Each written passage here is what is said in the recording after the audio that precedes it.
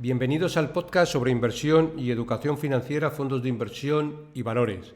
Mi nombre es Eusebio Gómez, soy asesor financiero y tengo la misión de hacer las cosas de manera diferente, ayudar a muchas personas a lograr buenos resultados financieros y con ello proporcionarles el conseguir la vida que desean llevar. Si estás interesado en solicitar una segunda opinión sobre tu cartera de fondos, puedes hacerlo. Si me envías cómo tienes estructurada tu cartera en el momento actual, te puedo mandar una propuesta de inversión personalizada. También puedes enviarme si consideras que revise algún fondo que tienes en cartera y que no comprendes muy bien, dónde invierte, comisiones de gestión, etcétera, o demás cuestiones. Para ello, como siempre, os dejo mi dirección de email, que es eusgomez@gmail.com. Bueno, como siempre empezamos por la responsabilidad y el aviso legal. La actual presentación tiene un carácter informativo y divulgativo. No supone bajo ningún término ninguna recomendación de compra o de venta de ninguno de los fondos o acciones mencionados en este podcast. La publicación de este podcast es a título personal. Bueno, esta semana os traigo el consultorio de fondos. Tengo aquí bastantes consultas acumuladas y vamos a intentar ir resolviéndolas. Bueno, como siempre os recuerdo que si os gusta el programa y el contenido, os agradezco mucho le deis un like, porque como sabéis siempre los podcasts que tienen más like, pues bueno, las aplicaciones siempre los suben a las primeras posiciones y de esa manera conseguimos que tenga más visibilidad y pueda llegar a más gente. Bueno, sin más preámbulos, empezamos con el consultorio de fondos. La primera consulta nos la hace Manuel Luque y nos dice: mi nombre es Manuel y sigo tu podcast desde el inicio. Muchas gracias por la información y la claridad en las explicaciones. Me gustaría que en el próximo podcast me aclararas una duda, la cual, por más que busco información, no llego a entender. Al comprar un fondo, digamos, por ejemplo, de tecnología global, como los siguientes que indico, y habla de dos que son el mismo, el Fidelity Fund Global Technology Fund y el Fidelity Fund Global Technology Fund Hedge, es decir, hedgeado, con cobertura de divisa. Nos encontramos que podemos comprar el mismo fondo en euros, pero cubriendo o no divisa. Mis dudas son las siguientes. ¿Qué tipo crees que es más recomendable comprar para un inversor europeo? Bueno, aquí existe, siempre tienes la duda de comprarlo con cobertura de divisa o sin cobertura de divisa. Desde mi opinión, siempre es mejor sin cobertura de divisa. Y voy a intentar explicarme. Bueno, sigue diciendo Manuel, hace una última consulta y dice: si el euro empieza a revalorizarse con respecto al dólar y se compra el fondo sin cubrir divisa, es posible que, aunque la rentabilidad del fondo sea positiva, si el porcentaje de revalorización del euro frente al dólar es mayor que la revalorización de las acciones que componen el fondo, la rentabilidad puede ser negativa. Exacto, así es.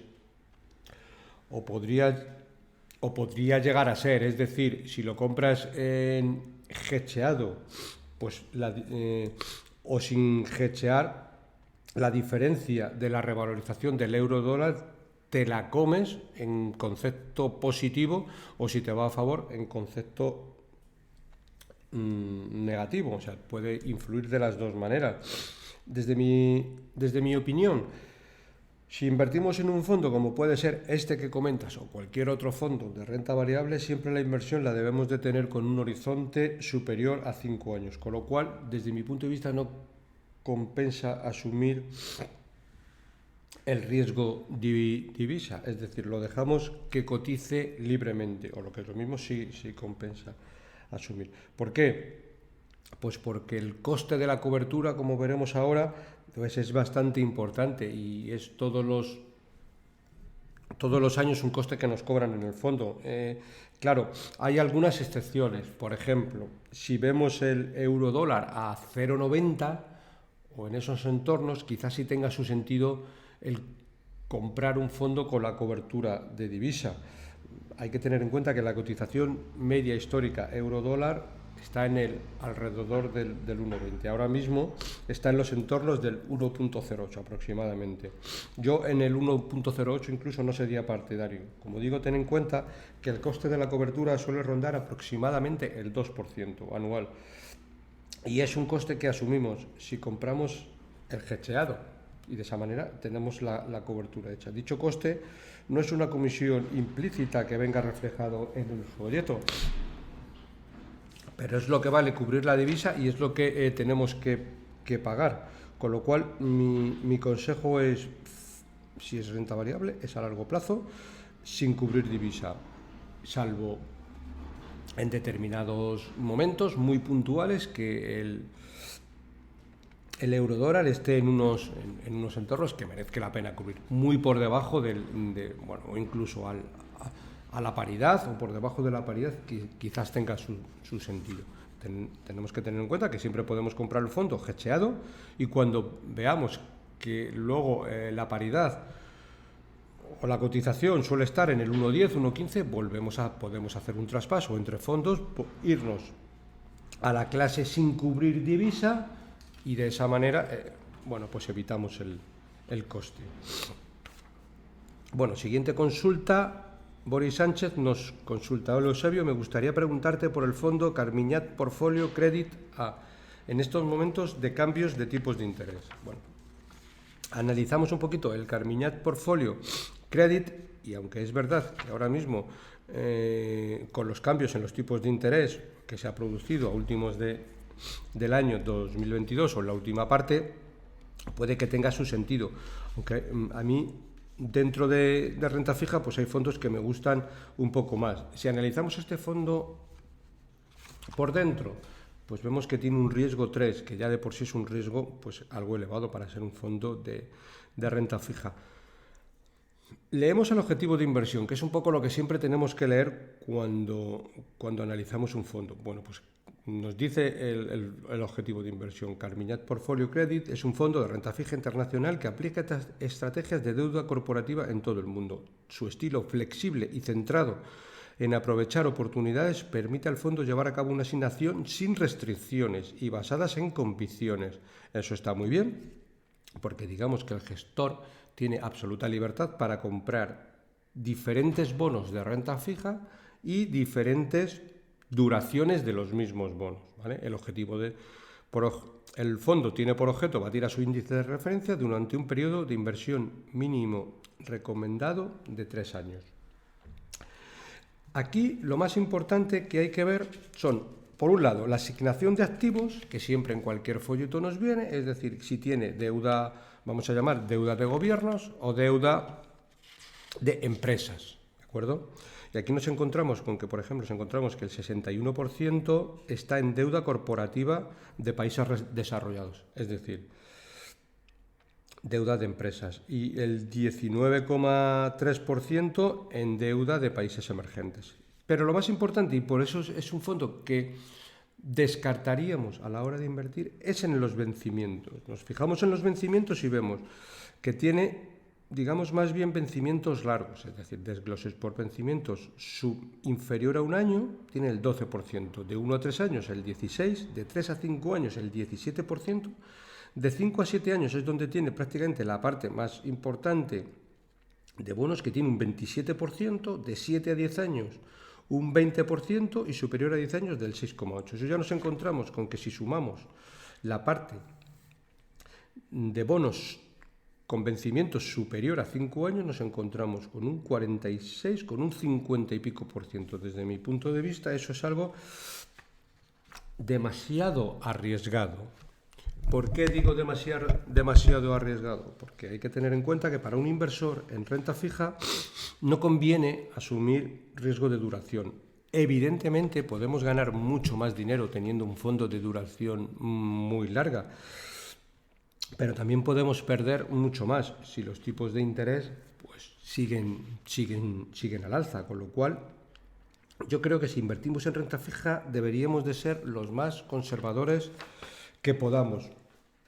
Pues de lo contrario ya nos podemos ir a otros productos como pueden ser renta variable, incluso renta fija pero ya de peor calidad crediticia, que tiene bonos más altos, como puede ser el high yield, etcétera. Pero siempre yo hablaría de corta duración, porque bonos con larga duración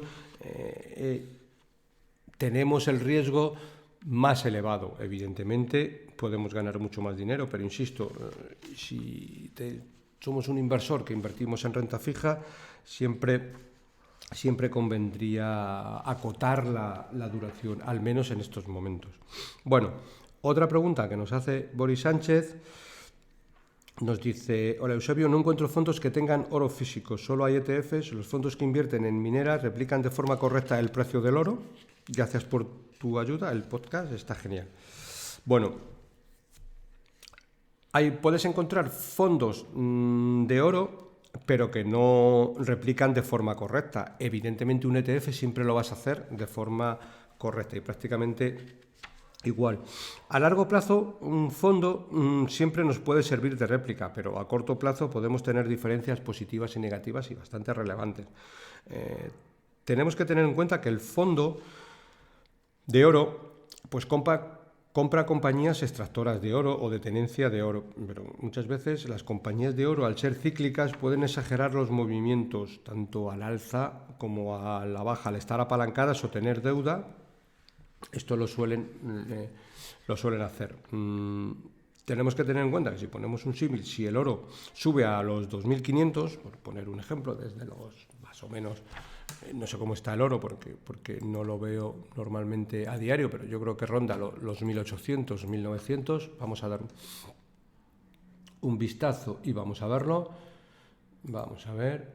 1930 aproximadamente, pues vamos a suponer que el oro sube a 2.500, que aproximadamente es un 20%. Pues probablemente las compañías extractoras de oro, pues subirán muchísimo más. Pues el apalancamiento operativo hace que ese 20% de subida pues en el precio significase pues un 60, un 70 en subida de beneficios, pero también puede pasar al contrario, es decir, si el oro se cae a los 1.300, 1.400, pues las compañías sufrirán muchísimo. Bueno, a largo plazo, pues sí puede servirnos un poco como cobertura, pero como digo, no es una cobertura implícita y exacta. El fondo al final tiene la ventaja de no tributar y podemos hacer traspasos. Un ETF sí que replica, pero siempre tenemos que estar vendiendo y comprando y tributando en Hacienda. Podemos hacer una cartera con una parte en un fondo de oro y eso siempre nos sube como cobertura porque en un momento dado los mercados caen mucho, no lo hace el oro y podemos coger ese dinero y pasarlo pues a la parte que más haya sufrido y que más en ese momento nos interese, bien renta fija, bien renta variable, podemos ir rebalanceando. Podemos encontrar, también podemos hacer invertir en un fondo que por defecto, y no por defecto, sino que por norma ese fondo ya tenga una cobertura de divisa, que hay muchos, de divisa no, perdón, cobertura de oro, y hay muchos fondos que lo tienen. Dos ejemplos pueden ser el Floatbat Multiple Opportunity, que os voy a dar el leasing porque tengo por aquí también alguna consulta que algunas veces cuando digo los fondos pues no digo el leasing. Es Floatbat, la verdad que el nombre se las trae, Multiple Opportunity, y el leasing es LU 124546974. Bueno, el leasing siempre es como en los fondos de inversión es como el DNI. Todos los fondos de inversión tienen un leasing. Hay algunos que empiezan por ES porque están comercializados en España, otros empiezan por LU porque están domiciliados en Luxemburgo, que suelen ser la mayoría de ellos. También puedes encontrar el First Eagle Amundi, que también es un fondo que como norma general tiene cobertura de oro. Bueno, seguimos con consultas. Rafael Ruiz pregunta: hola, aquí un seguidor de tu podcast y me gusta mucho el contenido que tiene, es diferente a lo que hacen los demás. Mi duda es que estoy entre dos fondos de small cap o micro. Habla del Magallanes Micro Cap Europe y el True Value Small Cap. Si hay otro fondo que desconozca de esta filosofía, de esta categoría con filosofía value, me gustaría conocerlo. El fondo que busco es filosofía value. Bueno, Rafael, si deseas tener un tercero, tienes otras alternativas que se complementan bastante bien con lo que ya tienes. Evidentemente, los dos fondos que tienes son bastante buenos y yo los mantendría en cartera. Dos fondos alternativos pues podrían ser perfectamente el Incometric Equal Global Value y el Sextant PME. Incluso te podría valer el Bank Inter Pequeñas Compañías. Cualquiera de los tres fondos se complementarían bastante bien con estos dos que estás comentando. Incluso los dos que estás comentando tienen una ventaja adicional, los dos que tú ya tienes, es decir, son fondos de pequeña capitalización que los gestores, como norma general, lo que hacen es, muchas veces tienen cerrados los fondos y no admiten más capital, porque en este tipo de estrategias es importante no tener mucho capital dentro del fondo, porque eso siempre merma la rentabilidad a largo plazo, y eso tanto Magallanes como True Value pues lo suelen hacer bastante bien. Y cuando tienen un volumen, creo recordar que en Magallanes rondaba los 100 millones de euros, me suena un poco más o menos en True Value, y muchas veces creo que Magallanes ahora mismo está cerrado a nuevas suscripciones, y lo mismo en el True Value, pero son dos buenos productos. Bueno, Juan Pavón nos consulta, buenas tardes Eusebio, con respecto al siguiente fondo, no sé si me puedes ayudar a resolver algunas dudas si lo ves conveniente en el siguiente consultorio. Lo que me gusta de este fondo, dice, es el fondo Global Allocation de Renta 4. ¿Vale? Un fondo que está, digamos, que de moda, porque el año pasado tuvo una rentabilidad muy, muy buena. Pero bueno, vamos a darle una vuelta. Comenta Juan, lo que me gusta de este fondo, su descorrelación total con el mercado. Es muy difícil encontrar fondos tan descorrelacionados como este, que está descorrelacionado de verdad. Bueno, sigue haciendo algunas más consultas que luego vamos a ir poco a poco contestándola. Dice, tiene algunos buenos años, pero los malos casi siempre son mejores que el mercado, con rentabilidad plana o negativa muy discreta. Según he podido escuchar en entrevistas, el gestor invierte en el tipo de activo más infravalorado por el mercado. No llego a entender completamente esto, si al fin y al cabo esto es market timing. A su favor, parece que realiza un buen control del riesgo. ¿Piensas que es así? Sigue diciendo, en Morningstar veo que es un fondo con objetivo preservación de capital más crecimiento. ¿Se puede considerar un fondo patrimonialista? Más consultas sobre el fondo. Por otro lado, veo que el horizonte que veo en la ficha del fondo en Renta 4 pone un horizonte de inversión de 3 a 5 años. ¿Piensas que esto es acertado? Vamos a ir con pregunta por pregunta. La primera que dice es, su descorrelación total con el mercado. Es muy difícil encontrar fondos tan descorrelacionados como este, que está descorrelacionado de verdad. Bueno, sí es cierto, está descorrelacionado, pero podría ser que ahora los mercados subiesen y este fondo bajase, que eso también es descorrelacionar. Con eso también tenemos que tener en cuenta que es un fondo, como veremos ahora, diferente al resto, con una estrategia, digamos, que puede invertir en todo tipo de activos, y eso lo lleva a que tenga un riesgo implícito un poco más alto, ¿vale? Sigue diciendo en las preguntas, y así las vamos contestando una a una. Tiene algunos buenos años, pero los malos casi siempre son mejores que el mercado, con rentabilidad plana o negativa muy discreta. Sí, es cierto, pero es un fondo algo opaco que no sabe muy bien la dinámica que invierte, es decir, puede invertir en todo tipo de activos que lo considere. Si vamos a la ficha del fondo, lo que nos dice es, el fondo podrá invertir, ya sea de manera directa o indirecta, hasta un máximo del 10% de patrimonio a través de otros fondos, a través de instituciones de inversión colectiva, que son otros fondos, en activos de renta variable y renta fija, sin que exista predeterminación en cuanto a los porcentajes de exposición en cada clase de activos, pudiendo estar la totalidad de su exposición invertido en renta fija o en renta variable. Dentro de la renta fija, además de valores, incluye la inversión en depósitos o instrumentos del mercado monetario cotizado o no, que sean líquidos. Es decir, puede invertir en todo tipo de activos y sin ningún tipo de restricción. Eso le da mucha flexibilidad. Sí, de acuerdo. Y puede descorrelacionar con el mercado, pero no deja de ser una caja negra, lo que puede haber dentro del fondo, y podemos encontrarnos con que el año pasado, como pasó, si vemos la rentabilidad del año pasado, tuvo una rentabilidad en positivo del 75%, es decir, una salvajada. Pero claro, tenemos que pensar una cosa. ¿Cómo puede llegar un fondo a conseguir un 74% de rentabilidad? Pues probablemente asumiendo ciertos riesgos o asumiendo en productos, pues a lo mejor ha invertido, se ha puesto corto de renta fija a largo plazo y le ha ido fenomenal. Hasta ahí, perfecto.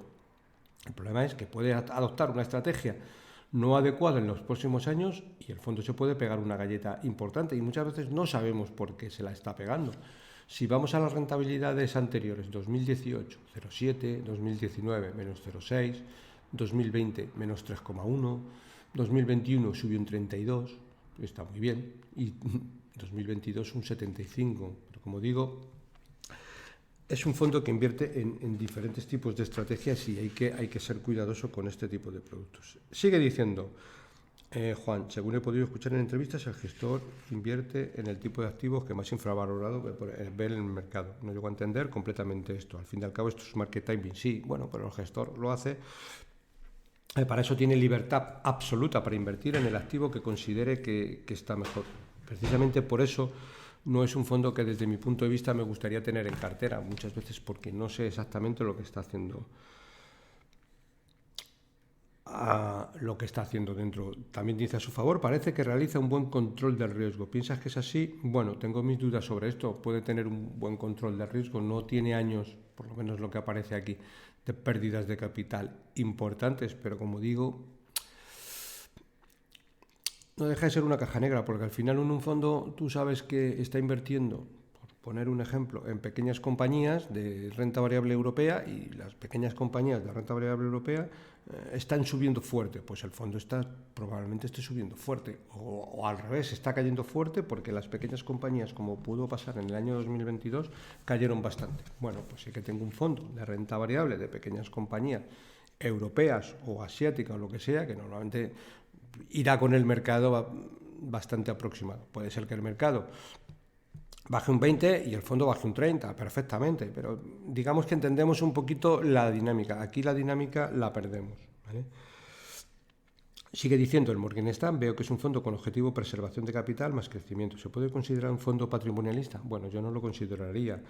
Un fondo que el año pasado, como digo, ha subido un 75%, es todo menos un fondo generalista. Para obtener esa rentabilidad ha tenido que tomar más riesgos de lo que toma un fondo patrimonialista. Con lo cual, bueno, habría que ir con cuidado. Por otro lado, por última pregunta, dice, veo que el horizonte que veo en la ficha del fondo de renta 4 pone un horizonte de inversión de 3 a 5 años. ¿Piensa que esto es acertado? Esto sí es acertado. De hecho, para cualquier fondo sería el horizonte mínimo de inversión. Bueno, seguimos con la siguiente consulta. José Luis Brea pregunta, hola, me gustaría saber qué hacer con este fondo, que en concreto el fondo es Amundi Funds Protect 90. Es un fondo que tiene un objetivo sobre todo de preservación de capital del 90% del dinero invertido, ¿vale? Dice Amundi Funds Protect 90 permite participar en el potencial progresión de los mercados financieros con una protección parcial y permanente de capital equivalente al 90% del valor liquidativo, ¿vale? Bueno, sigue diciendo la consulta, me gustaría saber qué hacer. El banco me dice que aguante con el fondo, pero no sé qué hacer. Como verás, llevo perdido casi 2.000 euros. Al parecer, si lo quito, aún me cobran. Y pregunta, ¿qué hago? Bueno, si vemos un poquito la dinámica del fondo, es un fondo que, como dice el folleto, tiene una protección del capital parcial, para empezar, ¿vale? Y permanente de capital, equivalente al 90% del valor liquidativo. Es un fondo, si invertimos 100 euros, en teoría, nunca vamos a estar perdiendo 20%, que incluso podría llegar a ser, porque es valor liquidativo diario. Entonces, bueno, puede ser que todos los días no perdamos más de ese 90%. Pero es un poco engañoso porque cada día el fondo cotiza y a lo mejor puede que llegue un día, fijaros, como está pasando ahora mismo, es que ahora ya está en 90 de valor liquidativo, sobre base 100. Este fondo empezó a invertir en julio del 2016, es decir, después de 6 años una persona que invirtió en el momento del inicio, pues ahora tiene 90 euros. Es decir, no ha perdido más, pero es que han pasado 6 años. Sí, está referenciado un poco a mercados financieros y a bolsa, pero todas las coberturas que tiene dentro para hacer este tipo de estrategias, muchas veces hace, por un lado, que esté capada la rentabilidad por arriba, porque tiene que tener muchas coberturas, y nos encontramos con un punto como es el actual, que el fondo vale 90 y probablemente el gestor ahora mismo lo que esté haciendo es tener cobertura máxima para que el fondo no baje de 90, pero al tener coberturas máximas, lo que también hace es que el fondo te esté muy limitado por arriba, con lo cual le va a costar mucho volver a cotizar sobre los 100 puntos, ¿vale? Es decir, subir un 10%. Tendría que subir bastante la bolsa y los mercados financieros. Si estamos en la tesitura, a lo mejor, como es el caso de José Luis, que pierde 2.000 euros, bueno, para perder 2.000 euros tendría que estar invirtiendo. No sé si lo habrás comprado desde el inicio, pues 20.000. Bueno, yo lo aguantaría un poco, pero en cuanto vea que se aproxima el capital invertido, incluso a los 94, 95, mi consejo es desinvertir. Creo que ahora mismo incluso hay mejores opciones de rentabilidad, incluso en fondos de renta fija. Podemos comprar un fondo de renta fija con cupones dentro del 5 o 6%, una cosa normal, que es más o menos como están los cupones de renta fija. Cambiar de producto puede ser que incluso un fondo de renta fija tenga algo más de volatilidad que tiene este tipo de fondos, pero llegaremos al capital invertido, digamos, de una forma más rápida. Es un poco como si, bueno, pues vamos por una carretera que siempre estamos parados y, bueno, pues al final nos cambiamos de carretera y al final vamos a ir un poquito más deprisa. Es lo que haría. No es un fondo que, como digo, y por terminar, conserva mucho el capital, tiene tantas coberturas dentro que lo que hace es que también capa la rentabilidad por arriba. No es el clásico fondo que yo tendría en cartera, y quizás cuando los tipos de interés estaban a cero o en negativo podría tener su sentido porque tienes exposición a bolsa con capital protegido, pero en los momentos actuales la renta fija, que ya está en precios razonables, no lo veo interesante. Bueno, Óscar Camino nos hace una consulta y nos dice: hola Eusebio, tengo los fondos, entre otros, Morgan Stanley, US Group, Morgan Stanley Global Opportunity, Bailey Griffin Long Term y Robeco Global Consumer, con pérdidas del 20%. Y eso que entré cuando los fondos llevaban una caída fuerte y parece que no tienen fondo. En el caso del Morgan Stanley, yo creo que se refiere al Global Opportunity, más o menos por la rentabilidad que pone aquí, llevará una caída desde el máximo de un 75% o más, y sigue cayendo, mucho más que el resto y que el índice, cuando debería de ser al contrario, ya que los índices no han caído ni la mitad que el fondo. La pregunta es: ¿crees que siguen siendo buenos fondos? Pues desde mi punto de vista, siguen siendo buenos fondos, y todos los que estás mencionando son excelentes fondos.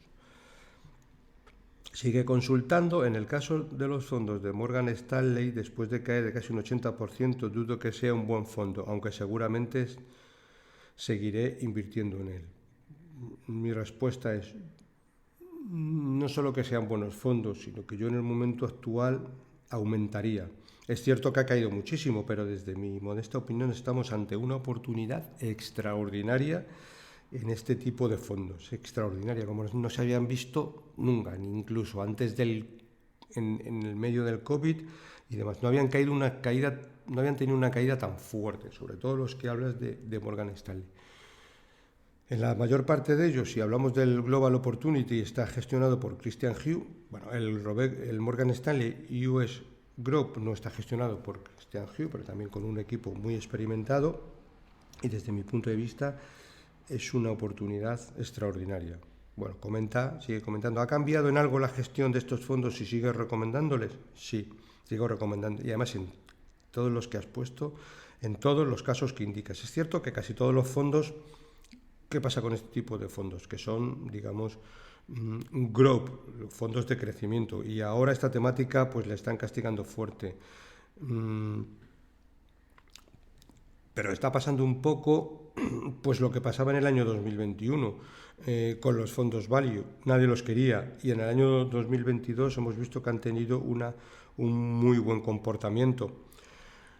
Básicamente los fondos growth han caído bastante al empezar a subir los tipos de interés, pues los mercados ya descuentan las compañías growth a unas tasas de crecimiento, a unas tasas de tipo de interés más alta, con lo cual hace que muchas veces los múltiplos a los que están cotizando se hayan contraído bastante. El múltiplo no deja de ser la relación beneficio-capitalización, es decir, el PER. Pues antes cotizaban un PER más alto porque el mercado, al estar los tipos en negativo, pues le daban, no tenía problema en comprar determinadas compañías con un PER 25, Nestlé, Coca-Cola, Google, etcétera. Mientras que ahora pues esos múltiplos se han contraído, y muchos de estos fondos tienen dinámica growth, y es un poco lo que les ha pasado.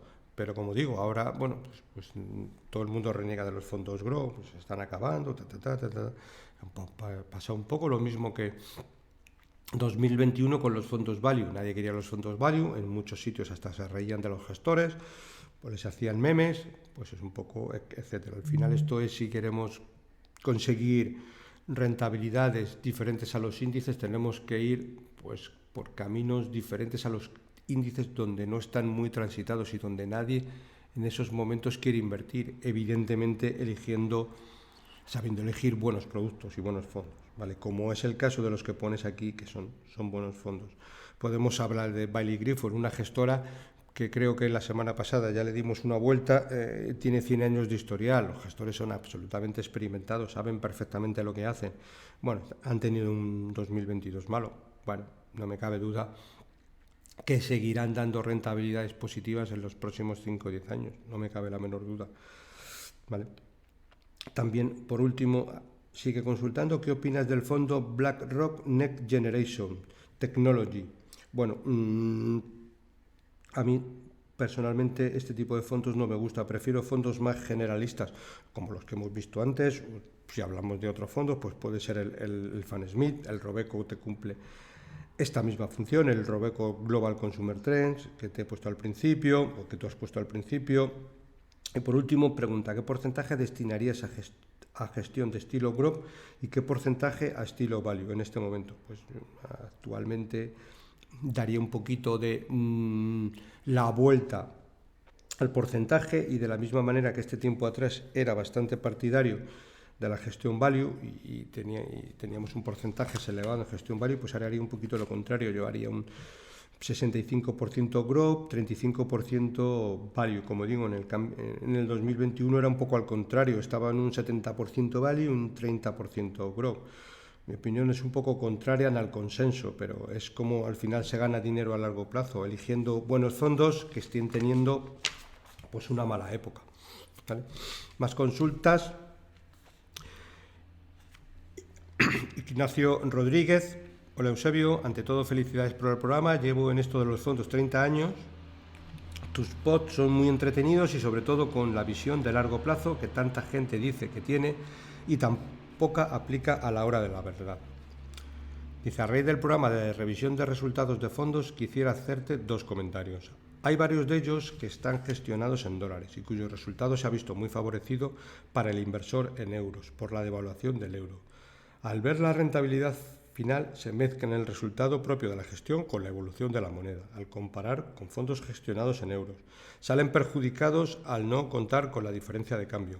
Cuando miramos los resultados de los fondos, por ejemplo, en Morningstar o en Financial Times, por ejemplo, la rentabilidad aparece en euros, aunque estamos consultando el fondo en dólares. Por poner un ejemplo, el Vanguard US Stock Index Fund en dólares, con el ISIN IE 000-26-39-775, tiene los mismos resultados que la versión en euros, con el ISIN IE 00-32-12-66-45. Veo en los foros que se comparan directamente, y es un error importante porque el resultado del fondo en dólares no tiene nada que ver con el que pone con el que pone: por favor, dime si esto es correcto, en caso de ser así, la razón por la que se presenta así.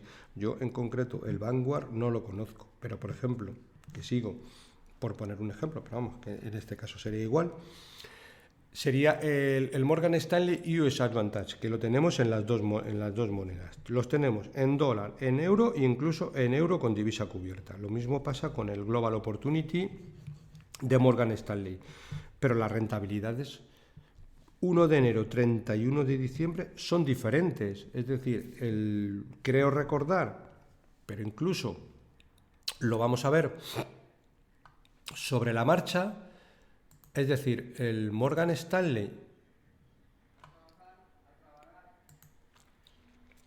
vamos a verlo. Me voy al buscador de fondos, elijo Morgan para que ya me lo coja.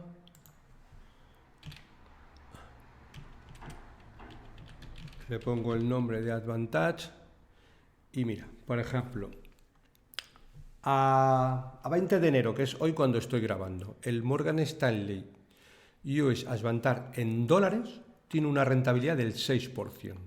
El Morgan Stanley US Advantage en euros tiene una rentabilidad del 4,95%. Y el Morgan Stanley US Advantage con divisa cubierta tiene una rentabilidad del 5,80%. Es decir, el fondo en euros, pues este año le está penalizando un poco. Si vemos más en concreto el US Advantage de Morgan Stanley el año pasado, en dólares, tuvo una rentabilidad del menos 54%. Pero si me voy a la cotización de euro puro, el Morgan Stanley US Advantage tuvo una rentabilidad del menos 52,24%. Y si cojo la parte de con divisa cubierta, el año pasado tuvo una rentabilidad del menos 57,08%. Vemos que hay diferencias y es principalmente por cómo le afecta la cotización del euro-dólar. Al final la cotización del euro-dólar, porque acabó el año aproximadamente, creo recordar, sobre el 1,06 o por ahí, pero ha habido veces que durante el año ha estado casi en la paridad, que en ese caso la rentabilidad era todavía mucho más dispar, con lo cual son diferentes rentabilidades por la divisa que le está afectando, tanto a favor o en contra. Yo siempre que doy resultados de fondos y pongo muchas veces a mitad de año rentabilidad que llevamos en el año de los fondos favoritos, siempre los pongo todos en moneda euro, nunca los pongo en moneda dólar. Incluso muchas veces no pongo ni los que tienen hedgeado, es decir, con cobertura de divisa. Siempre son en euros. De esa manera, bueno, pues evidentemente la divisa unos años irá mejor, otros años irá peor, pero a largo plazo no debería de influir mucho. Podemos encontrar algunas excepciones, es decir, cuando invierto en un fondo, invertimos en dólar, muchas veces es porque no encontramos el fondo en moneda euro. Por ejemplo, el Matthews China Small Cap, un fondo de la gestora Matthews, muy interesante, que ahora mismo ofrece bastante buen potencial. Es un fondo que, bueno, pues tiene bastante riesgo, porque al final estamos comprando un fondo de renta variable de pequeñas compañías chinas con moneda dólar y encima somos un inversor europeo. Es decir, le metemos un componente mayor de riesgo porque el fondo no nos lo dan la opción de moneda euro, con lo cual tenemos que invertir en moneda dólar. Pero bueno, hay determinados momentos que desde mi punto de vista este tipo de fondos son interesantes porque, como digo, a largo plazo, y es como debemos de comprar el fondo, 5 años, se hace el fondo una cobertura natural por las compañías que hay dentro, porque muchas veces hay compañías que son globales.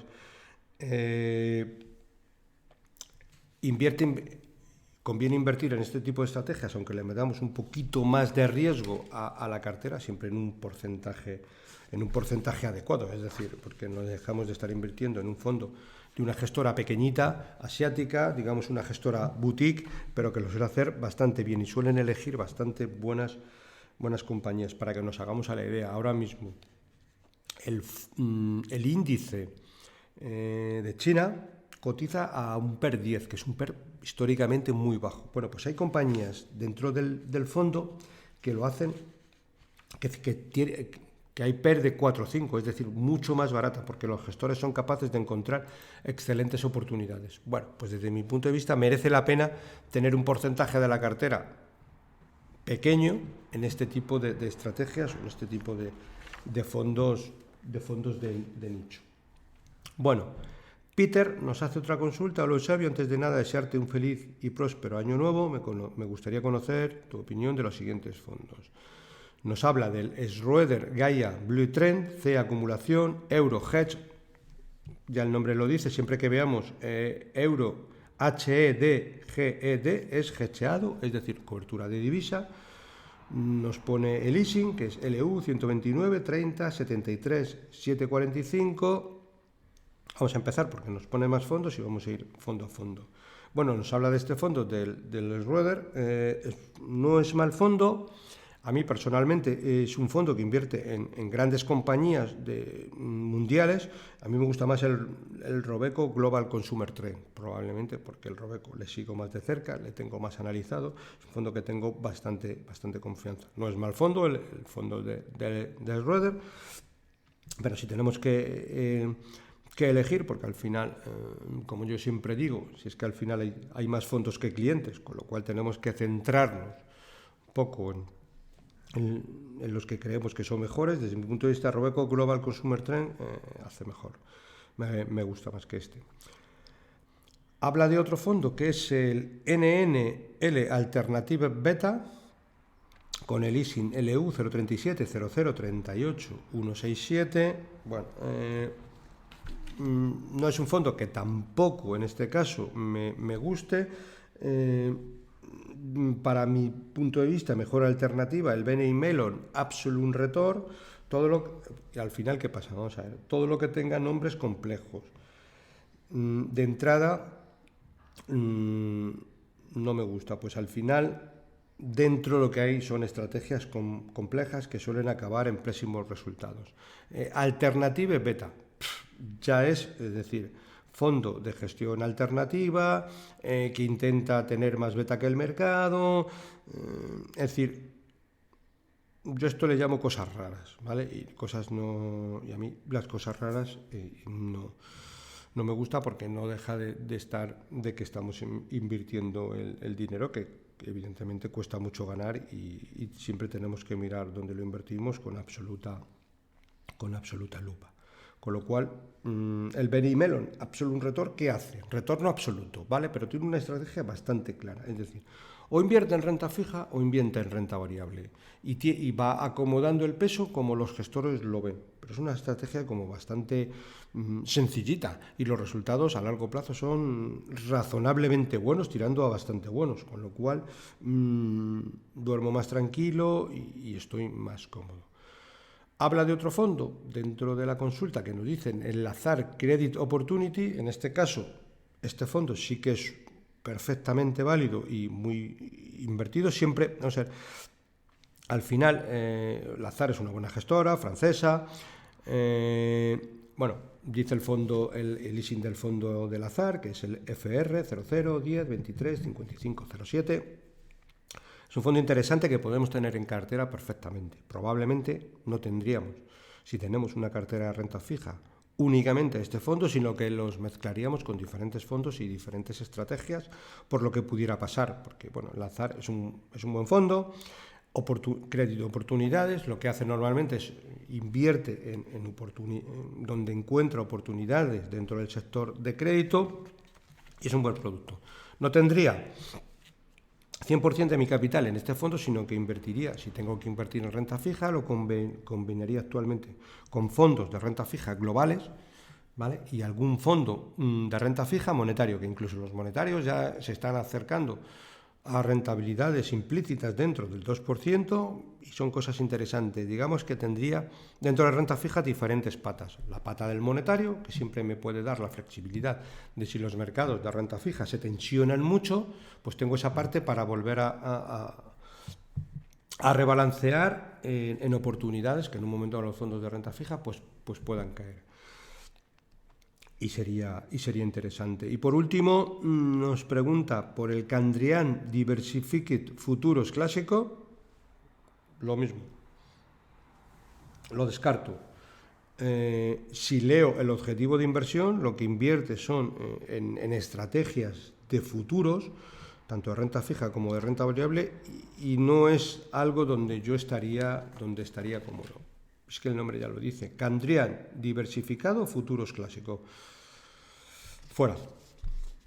No es algo que me guste. Yo para esto soy muy cuadriculado en determinados momentos, pero un poco es mi forma de verlo. Y si no es abusar, bueno, más nos sigue haciendo consultas, si no es abusar, entre los fondos de salud nos habla de dos, el AB-SICAP Internacional Healthcare Portfolio Clase I Euro con ISIN LU 025 18 55 366 y el BlackRock Global Fund World Health Fund de 2 euros hedgeado. Bueno, aquí ya nos habla del euro hedgeado. ¿Por cuál te decantarías? ¿No es demasiado grande el fondo de BlackRock? Felicidades por los consultorios y muchas gracias por tu ayuda. Vale, yo me decantaría por el BlackRock. No es mal fondo el AVE, SICAP Internacional tal, pero el BlackRock me parece que tiene una gestión más consistente. Y a largo plazo lo suele hacer bastante bien, incluso la dinámica que hay dentro me gusta bastante más. Sí, es verdad que puede ser un fondo más grande, pero es verdad que las compañías, todo lo que tiene que ver con el sector salud y demás, pues son compañías grandes y bueno, tienen mucha capitalización en mercado y no es un handicap. Los resultados suelen ser bastante buenos, con lo cual yo me inclinaría claramente por el BlackRock. Vale. César Martínez nos comenta: muchas gracias por tu trabajo y tu opinión. En el último programa podrías incluir en comentarios los ISIN de los fondos de inversión, ya que algunos, como el siguiente, no lo he podido encontrar en Morningstar. Y habla del FLOCBAR Global Opportunity. La verdad es que el FLOCBAR es que me cuesta pronunciarlo hasta a mí, ¿vale? Porque realmente es Float Batch Multiple Opportunity. Y ahora voy a decir el ISIN del fondo. Incluso vamos a ver cómo se escribe, porque el nombre que tiene la gestora es de traca. Mirad, se escribe Flossbach Bond Store y voy a ir deletreando letra a letra porque es impronunciable. FLOSSBACH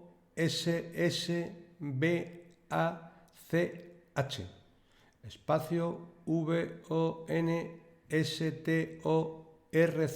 y en concreto el fondo que yo hablo aquí en múltiples ocasiones tiene el ISIN LU 124546974. De todas las maneras, lo pondré en los comentarios del fondo para que, si alguno lo queréis leer, lo podréis ver ahí. ¿De acuerdo? Vale. Y también dice, si puedo, bueno, no lo he podido encontrar en Morningstar o Global Opportunity o algo así. Comentabas que tenía algo de oro cuando comentabas los de renta variable. Correcto, este fondo, como norma general, siempre los gestores tienen un porcentaje en oro. Si puedo, te propongo una idea para un programa. Tan importante es tener buenos fondos, que son muchos de los que comentas, como tener un buen asset allocation. Totalmente de acuerdo, ok, correcto. Para esto siempre es bueno hablar con el cliente y conocer su aversión al riesgo, su horizonte de inversión, etcétera. En muchas ocasiones, también dentro de los programas, pues lo que hago es fondos para una cartera dinámica, fondos para una cartera agresiva, fondos para una cartera moderada. Y aquí lo que hacemos, Si observas, es básicamente, ¿cuál es la diferencia entre una cartera agresiva o conservadora? Pues el porcentaje que invertimos en renta variable. En una cartera agresiva pues tenemos un porcentaje 60, 70, 80% en renta variable. Mientras que en una cartera moderada, pues a lo mejor no dejamos de tener más allá del 10-15%, el resto en renta fija, o al contrario, el asset allocation es muy importante. Aunque dentro de las carteras hay los mismos fondos, no tenemos igual para un gestor, para un perfil muy moderado que para un perfil muy agresivo. Aunque en todos los casos tenemos fondos de renta variable y son los mismos fondos, pero la cartera difiere mucho unas de otras por el componente de riesgo. Y es un poco el asset allocation que hablas, totalmente de acuerdo. ¿Vale? Igualmente, alguna clase de formación de comparación de ratios que te dan usando la herramienta X-Ray para saber qué fondos de inversión se complementan mejor. No sé si me explico, perfectamente te has explicado. Yo normalmente no utilizo ninguna herramienta ni tipo X-Ray, ni las clásicas que hay de VaR, que es el componente de riesgo, la probabilidad de que una cartera pierda dinero a lo largo del tiempo. Yo, como norma general, eso no lo hago. A mí me va mejor analizando uno a uno cada fondo y ver dónde puede haber más potencial, también dónde puede haber menos riesgos, etcétera. Y muchas veces meter una cartera con fondos con un potencial mayor, con un riesgo menor, y unos con otros, digamos, es como si tienes una mesa con 4 patas, pero que cada una hace un poco su función. Muchas veces estas aplicaciones funcionan pues hasta que dejan de funcionar. Y por poner un ejemplo, si hablamos de fondos de renta fija, 2018, 2019, 2021, poco a poco sube y de repente, ¡pam!, el fondo cae un menos 20%, cuando a lo mejor, y se ha comido la rentabilidad de los últimos 6 años. ¿Por qué? Pues al final, si tenían renta fija, pero tenían renta fija de largo plazo, estábamos incurriendo en un riesgo muy elevado, que los sistemas muchas veces es que no detectan. Con lo cual, es decir, este tipo de herramientas tienen su intríngulis y hay que controlarlas muy bien, porque si no nos podemos llevar sustos. Es decir, es que muchas veces, ¿cómo puede detectar un sistema el nivel de prudencia que tiene un gestor como Iván Martín de Magallanes, por poner un ejemplo, a la hora de invertir? Es decir, es que no hay manera. Iván Martín de Magallanes, ¿qué hace? Pues, por ejemplo, no invierte más del 5% en una única posición. Tampoco tiene más del 1%, perdón, tampoco tiene menos del 1% en ninguna posición. Es decir, suelen tener carteras concentradas, pero concertadas y con mucha prudencia. No más del 5%, tampoco menos del 1%, a lo cual hace que eso, una herramienta como puede ser el VaR o el X-Ray, no hay manera de que eso te lo compute. Lo mismo podíamos decir para el fondo de Equant, 3/4 de lo mismo. No suelen tener nunca porcentajes de inversión en una única acción que sobrepase el 8-9%, lo suelen tener en el 4-5%, suelen tener una cartera concentrada, pero nunca tienen posiciones ni del 0,2 ni del 0,4, es decir, una concentración adecuada. Y como digo, eso la máquina no hay manera de que te lo detecte. Eso o lo haces a mano o es imposible. En cambio, pues ahora mismo incluso la renta fija, incluso monetarios para ciertos perfiles, pues también tienen su sentido. Podemos encontrar fondos que tienen pues letras a 6 meses del 2,20, letras a 9 meses del 2,84 y letras a 6 meses del 2,60. Esto hace 6 meses, pues probablemente no lo estábamos encontrando. Eso la máquina, pues es muy probable que no te lo dé. Esto o lo haces tú a mano o no hay manera de sacarlo. Bueno, otra consulta. Juan Carlos nos consulta: buenos días, Eusebio, me gustaría saber dónde puedo ver el PER de los fondos de renta variable. He tratado de buscarlo, pero no he conseguido verlo. Un saludo y muchísimas gracias por los podcasts de todo el año. Bueno, al final, el PER de los fondos de renta variable no es un dato que esté muy actualizado. Por ejemplo, si lo miramos en Morningstar, no son datos vamos a llamarles muy finos. Tampoco me inclinaría a comprar un fondo con un determinado ratio PER. Pues muchas veces hay muchos factores más importantes que el ratio PER, como decía anteriormente. Cómo gestiona el gestor, qué filosofía tienen, qué nivel de conocimiento tienen de las compañías. Muchas veces el nivel de conocimiento que tiene el gestor de las compañías solo lo sabes si escuchas las conferencias o si vas a datas que hacen las gestoras. Hay veces que puedes ver que los gestores se dedican muchas veces más a todo el tema de la macro y olvidan un poquito realmente las ventajas competitivas que tienen las empresas, cómo invierten, y puedes llegar a ver que tienen un conocimiento no muy profundo de lo que están invirtiendo, con lo cual yo ahí me iría con mucho cuidado. En cambio vas a otras call de gestoras, conferencias y demás, que ves que los gestores tienen un alto grado de convencimiento sobre lo que tienen dentro del fondo y lo conocen bastante bien, con lo cual eso es imposible que una herramienta como puede ser de Morningstar o otras que hay, pues te adecúen el PER. Incluso muchas veces puedes encontrar un fondo con un PER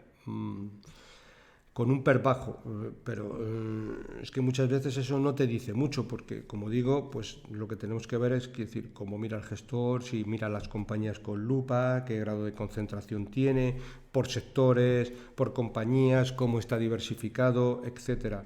Incluso el PER es que muchas veces puede estar distorsionado, pues en muchos casos no contempla la caja, no contempla los intangibles que tiene la empresa, lo bueno o lo malo que puede ser un equipo directivo. Eso no lo contempla un ratio PER que puedes tener en los ratios de un fondo. Si ponemos un ejemplo, podemos poner miles, pero bueno, siempre se me ocurre uno.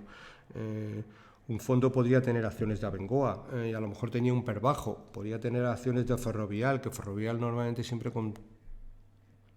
si vemos la cotización de Ferrovial siempre suele tener un PER alto, pero bueno, Ferrovial y Abengoa a lo mejor hace años estaban un poco en el mismo sector, pero eran compañías que no tenían nada que ver. Ferrovial tiene un PER alto, sí, pero es que al final invierte en autopistas, en aeropuertos, los gestores de la compañía son más prudentes a la hora de asignar capital, no tiene nada que ver. Abengoa iba con mucha deuda, en fin, no tiene nada que ver.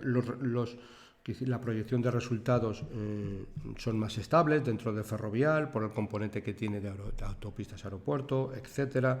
Podemos seguir hablando de compañías, alguna más actual, Prosegur Cash, que hay en algunos fondos, como puede ser en el fondo de Quant. Probablemente ahora vas a ver Prosegur Cash y tiene un PER alto, pero el potencial es muy elevado. ¿Por qué? Porque ahora mismo está cotizando, quiere decir, los resultados de la empresa no son muy altos, porque en Iberoamérica y demás, por el efecto divisa, le está penalizando, pero bueno, es una compañía que cuando el efecto divisas se pare un poquito y demás, pues va a dar muy buenos resultados, y eso al final no hay manera de que si tienes una compañía dentro de un fondo, pues ese PER es que te lo distorsiona. Otro ejemplo, también más reciente, Meliá. Pues Meliá no deja de ser una empresa cíclica y el PER muchas veces no refleja la realidad de la compañía. Solo tenemos que ver el PER en la pandemia se disparó. ¿Por qué? Porque ese año no hubo ingresos, con lo cual nos podría salir un PER enormemente grande, pero al final en esos momentos la cotización que hizo es que bajó a 3 euros y AZ, por ejemplo, y Cobas pues se hincharon a comprar en ese momento acciones y luego la cotización volvió a 7, ahora ha vuelto a 6, es decir, el PER es un ratio que no nos deberíamos de fiar para hacer una cartera de fondos. Bueno, pues hemos llegado al final del consultorio entre pitos y flautas. Nos ha llevado una hora. Pues bueno, me despido como siempre. Para cualquier consulta o comentario sobre este podcast puedes enviarme un email a la dirección eusgomez@gmail.com. Si te ha gustado el programa, te agradezco le des un me gusta en la aplicación donde lo estés escuchando. Un saludo muy cordial, paciencia y buenas inversiones.